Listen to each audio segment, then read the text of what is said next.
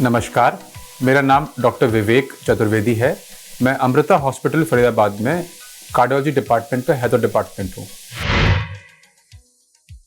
जो दिल की बीमारियाँ हैं, इनके सिम्टम्स कई तरह प्रकार के हो सकते हैं और कई बार ये सिम्टम्स आदमी को बहका देते हैं और कई बार जैसे कोविड के बाद में देखा गया था कि कई लोगों को बहुत ज़्यादा ये आशंका सारे टाइम बनी रहती थी कि हमें दिल का ही कुछ हो गया है।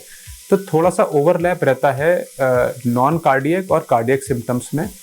तो जो पहले टिपिकल सिम्टम्स की बात करूंगा, तो जो चलने फिरने से या फिर किसी किस्म की मेहनत का काम करने से अगर छाती में या फिर हाथ में या फिर जबड़े में भारीपन, दबाव, घुटन, पत्थर सा रखा महसूस होना या दर्द होना जिसको कि आप पिन पॉइंट नहीं कर सकते, आपको कोई पूछे तो आप कहेगा यहाँ कहीं पर मुझे बस अजीब लग रहा है, इस तरह का जो एक सिम्टम है, ये अगर आपको एक्सर्शन पे अगर आता है और बैठने से आपको उसमें आराम मिलता है और 5-10 मिनट करीब में ही चला जाता है, तो ये टिपिकली हार्ट का सिम्टम हो सकता है।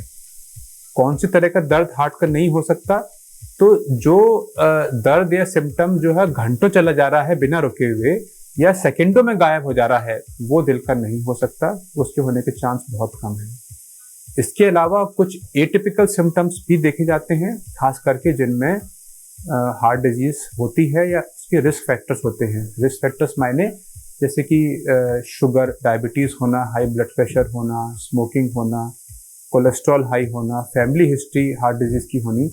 इन लोगों में अगर कोई नया सिम्टम आता है जैसे कि बदहजमी होना, खट्टी डकारें आना, एकदम से जो पहले कभी था ही नहीं, एकदम से शुरू हो गया और लगातार जा रहा है और आपको साथ में बहुत एक तरह से घबराहट महसूस हो रही है, कुछ लगता है ठीक नहीं है, पसीने आ रहे हैं, तो ये भी दिल की बीमारी का एक चिन्ह हो सकता है। ऐसे में कृपया करके फौरन जाके अपना एक ईसीजी अवश्य कराएं।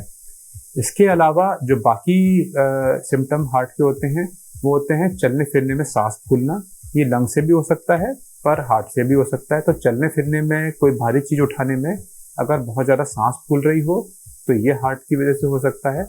इसके अलावा दिल की जो बिजली के तार हैं जो धड़कन बनाते हैं, उनकी दिक्कतों से बहुत तेज दिल का धड़कना, चक्कर आना या बेहोश हो जाना भी इसके चिन्ह होते हैं।